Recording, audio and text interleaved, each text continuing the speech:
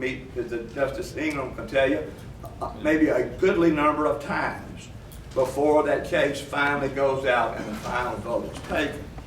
But I understand that when they do, they meet in conference after, say, oral argument is taking place. And they discuss the case not with as much depth, say, as we do on our court. They've already had the bench briefs and all of those matters from them. And the Chief Justice comments first, and they go then down in seniority.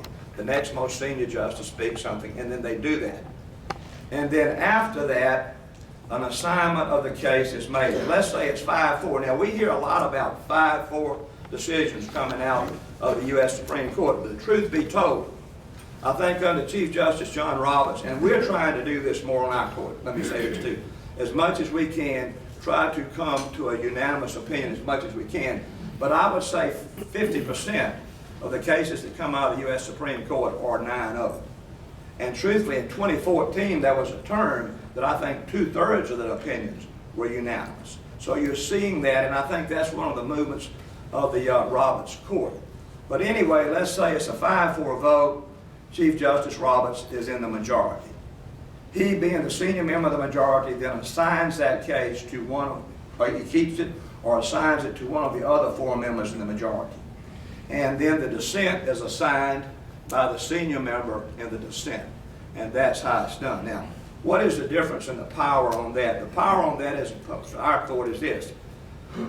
Let's say Hap Smith is with me on this, and it's 5-4, but I think Hap may make my weakest vote. To keep him in the fold, I might assign it to Hap to write that opinion. So you will see that. I think so. That is a real powerful tool. We take 4, to grant cert, we take 4 votes. If it's 4 members, we grant cert. My understanding, U.S. Supreme Court, again, if they take cert, it's also 4. So those are a little bit of the way we are doing things differently. Now, I mentioned to you what we are seeing on the jurisdiction in Georgia, and let me just say this. There has been recently created, and it was created by Governor Deal, what we have called, and it's now being called, and it's accurately being called, and I want to make sure I read it exactly correct, is the governor has established the Georgia Appellate Jurisdiction Review Commission. And the purpose of this is to actually look into the jurisdiction of the Supreme Court and the jurisdiction of the Court of Appeals and look at the workload between the 2 courts. Now, on this commission are the following persons. From our court, Justice David Namias and Justice Keith Black. From the Court of Appeals, Chief Judge Sarah Doyle and Judge Stephen Dillard. Also, we have on this commission the majority leader of the Senate, and that is Senator Bill Cowsett, an attorney from Rome, Georgia. And we have the majority leader of the House, Representative John Burns. So what I'm saying with this makeup being a gubernatorial commission, I think the commission has some real powers. Now, the other thing that you may have been hearing about is an addition of 2 members to the Georgia Supreme Court. Is anybody in here that hadn't heard about that? Well, now the question is going to be, do I think it's going to happen? I'm just going to give you a candid answer, yes. I think it's going to happen. I think you will see, most likely, the Georgia Supreme Court increased by 2 members, and I'm going to say it could very well take place in this calendar year, or at least prior to January 1 of 2017. And this is what I think will take place. I think you will see. Now remember this, the Georgia Constitution presently allows for 9 members on the court. The Constitution of 1945 allows for 9 members. So it simply will take legislation to add to that court. And that kind of why do I think it's going to happen? And I think the governor has budgeted in his budget for these 2 places, right? We can all read tea leaves a little bit, and I've been around a long time. I may not be the sharpest pencil in the pack, but I've been around a long time, and that tells me something, okay? So I think you would probably see that. Now, what do I think this Appellate Jurisdiction Commission is going to recommend, and where do I see maybe taking place? These are my thoughts a little bit, but I think I'm fairly accurate. I just believe I am, and I really believe I am. Right now, besides, and I remember this, Justice Ingram, I always remember said, you know, the Supreme Court of Georgia ought to be a C court, and I'll talk about it a little bit, and I think we're going to move more and more close to a C court.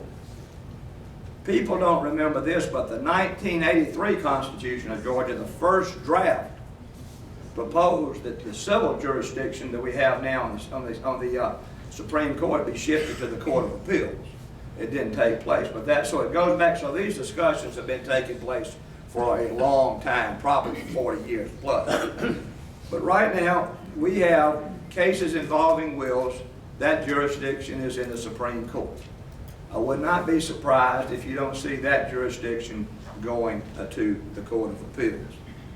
I would not be surprised if you don't see cases involving title to land going there. Then let me give you a big one now. Divorce and alimony cases. I can see those possibly going to the Court of Appeals. I can see that. Equity cases, I could see those maybe going to the Court of Appeals. And, you know, extraordinary remedies, I think, except for cases that pertain to capital punishment. And I could see those going there. And I would say, if I had to make a guess, that you're looking at transfer of these jurisdictional matters, just kind of keep in mind January 1 of 2017. Just kind of keep that. And I would think anything filed or pending before then would remain where it is, but possibly after that, you would see that happen. Now, as I said, I think what you will see, and I'll say this, I believe that is good. I think you will see a movement on the court of last resort in Georgia toward what I would call, as Justice Ingram has called before, a C court. And that is to say, take a look at, you know, becoming more and more cert. We're taking cert now, and I think if you look at the opinions of the Georgia Supreme Court, they're probably increasing in length. And probably, I hope they're well written. But I think you're trying to really take a look at the cert matters. I think constitutional questions are first impression. I think that's going to, you know, be matters that will kind of be there. Capital cases, and the question will be, do we consider capital cases a death penalty case or any murder case? You may not know this, but it was written sometimes back, we consider any murder case a capital case. But there was a dissent written sometimes back by Justice Benham, which was referring to a capital case as a case in which the death penalty had been imposed. But I think you will see the capital cases. Certified questions from the federal courts. See, Judge Thrash is here, a distinguished jurist from the Northern District of Georgia, and what you see on those and others is you will see a question involving Georgia law that maybe that will be dispositive of the federal case, and it maybe has not been decided in Georgia law, certified to us. Likewise, the Circuit Court of Appeals, the 11th Circuit Court of Appeals, if it involves Georgia law, will certify to us, and they will do that without, you know, ashamedly or reticence. They will do that, and I think it's right that we have those. And then election contest, and that's the other C. Election contest, I think you will see us doing that. So I think those are some of the things that you will do. Now let me just say some of the things that we're seeing now, and then I'll sit down. But I did try to say I'd give you a little bit of inside baseball today, and I hope I would give you a little bit. What we are seeing, I think, today, which we did not see as much before, is this. And this is, I haven't done a really empirical study. I looked at this as just an observation from a member of the court. But right now, we have about one, I believe, out of every 3 of our civil cases filed have an attorney from out of state involved. And I think that is, you see, the Atlanta area is a real hub, but you will see an out-of-state attorney involved in a good many of those. The other things that we're seeing is this, it seems to me. We're seeing a lot more amicus briefs filed, both by the petitioner, by the respondent, and even I would call neutral amicus briefs. And we're beginning to see a lot of those. So those are things. For how many Superior Court judges do we have here? Because okay, all right, Rob, got one. Tell your brothers and sisters on this. When you are sentencing criminal defendants, or let me say, when you are sentencing non-citizen defendants, be real careful to look at Boykin, be real careful to look at Padilla and Beard. And the reason that you're looking at that right now, those are your things that we're seeing a lot of habeas matters saying we were not properly advised of our rights when that plea or something was entered. And I would just simply say that. So I mentioned that to you. The last thing I want to say is this. There is a drop in the admittance to law school right now. I think, first of all, the economy, and I think now it's just maybe caught on that maybe the demand isn't that great.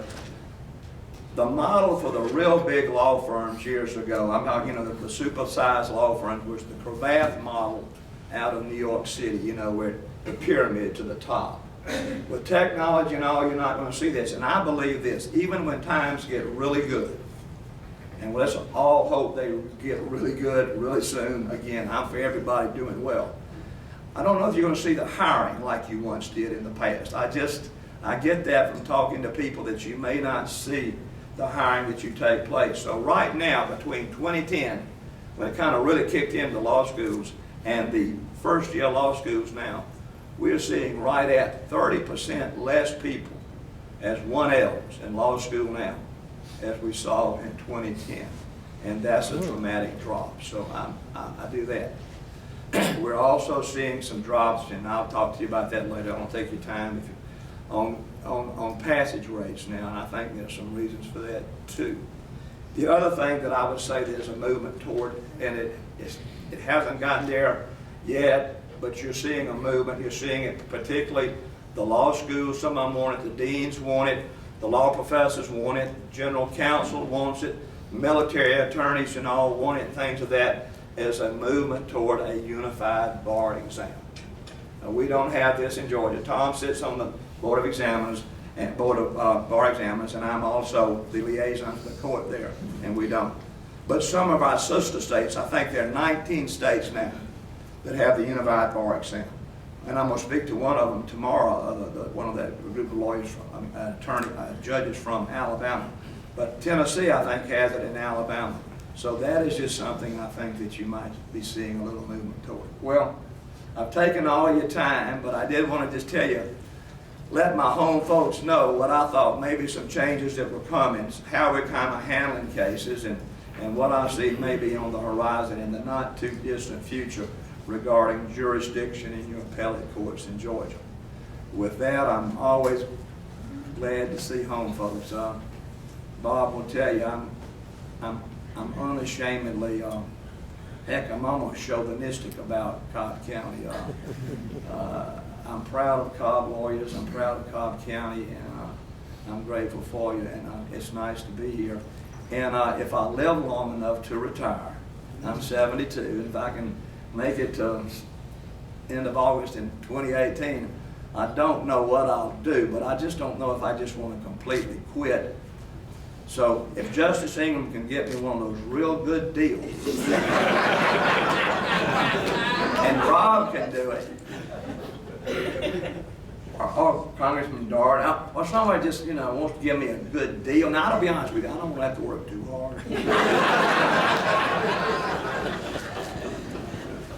When you get to be, you just, everything, there comes a time in your life, you're entitled to a deal, right? Amen. So, if one of those real deals comes along, I could come back home. All right, so thank you very much.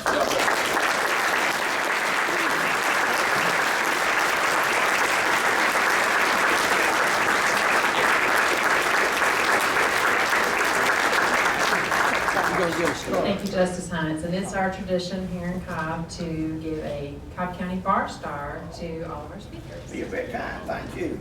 Thank you very much. Love it.